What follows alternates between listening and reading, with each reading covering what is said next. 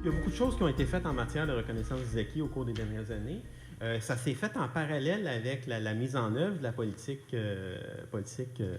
gouvernementale d'éducation des adultes.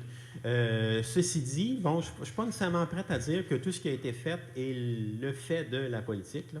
La politique était là, il y avait une certaine volonté, mais en même temps, il y a un effet d'entraînement à travers la politique. Et s'il y a peut-être un commentaire que je pourrais faire par rapport à la politique, c'est qu'elle a été mise en œuvre, oui, mais avec le temps, elle a peut-être été un petit peu oubliée par les politiciens. À la base, cette politique-là date de 2002. Il y avait un premier plan d'action quinquennal de 2002 à 2007. Et à partir de 2005, les CEA, ses partenaires, commencent à demander, va-t-il avoir un nouveau plan d'action? Oui, oui, oui. Finalement, en 2007, ben, il n'y avait pas de nouveau plan d'action. Puis on a continué à en demander un. Puis en 2008, en 2009, en 2010, moi je travaille à l'ICA depuis 2007. Et depuis 2007, on pose la question, quand est-ce qu'il va y avoir une nouvelle politique? Quand est-ce qu'il va y avoir un nouveau plan d'action? Au-delà de certains mots qui peuvent paraître aujourd'hui moins d'actualité, l'idée générale derrière ces grands principes d'action-là par rapport à la RAC pourrait être amenée facilement aujourd'hui et ça pourrait être considéré comme quelque chose encore qui est très d'actualité. Il y a une quantité incroyable de lieux où on peut apprendre, il y a une quantité incroyable de façons dont on peut apprendre. Le secteur formel de l'éducation scolaire, c'en est un, mais il y en a énormément d'autres. Donc, centré sur les adultes et vers des formes diversifiées. Et concernant les adultes, bien, s'assurer qu'ils soient pris en charge. Pris en charge, ça veut dire bon, accueillis, accompagnés, informés, référés. Je ne dis pas que ce n'est pas le cas présentement, mais ça doit demeurer une priorité.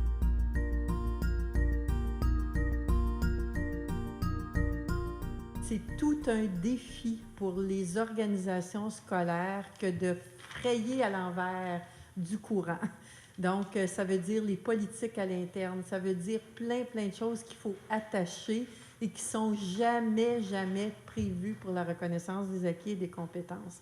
Ça se fait, il y a eu énormément de travail de fait les 10 dernières années là-dedans, dans les institutions collégiales notamment, qu'on parle de politique d'admission, de politique institutionnelle d'évaluation des apprentissages. Plusieurs collèges se sont dotés de PIRAC, ça a l'air bizarre, mais politique institutionnelle de reconnaissance des acquis et des compétences, où on encadre un peu les pratiques et ça protège et l'institution et le candidat. Actuellement, il y a des champs qui sont assez bien couverts en RAC au collégial. Je pense évidemment à éducation à l'enfance, tout ce qui s'appelle comptabilité et gestion, bureautique, éducation spécialisée, c'est des champs qui sont assez couverts, mais il faut sortir de ça, aller plus loin, élargir. Il y a des besoins en agroalimentaire, il y a des besoins en pharmaceutique. Maintenant, dans les priorités de cette année, en fait, on est encore à former des intervenants. Cette année, bon, il y a différentes formations qui sont offertes, mais notamment dans le traitement des dossiers de candidature des personnes immigrantes. On est en train de terminer un guide pour les intervenants en RAC spécifique à l'accompagnement des personnes immigrantes. Ce guide-là va être en ligne d'ici 2 semaines.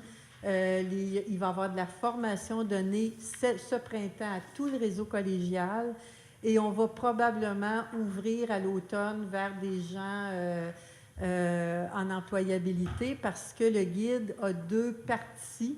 La première concerne l'aiguillage vers les bonnes ressources et la deuxième concerne les étapes de la démarche. Et en ligne, on va avoir tout ce qu'il faut pour faire la reconnaissance des acquis scolaires, acquis à l'étranger. Donc, c'est comme une bébite, ça, pour plein de conseillers. Le niveau comparable, justement, pour se passer de l'évaluation comparative, tout va être là. Des formulaires, mais aussi un esprit dans ce guide-là. Parce que la RAC, ce n'est pas la panacée à tout. Et il faut que la personne elle soit à bonne place pour son besoin à elle. Et peut-être qu'il n'est pas au cégep un tel, là, j'écoutais les exemples de Nadia ce matin, peut-être que son besoin, il n'est pas là. Pas en tout, peut-être qu'elle n'a pas besoin du diplôme, qu'elle a besoin d'autres choses. Donc, on essaie, c'est l'esprit de ce guide-là.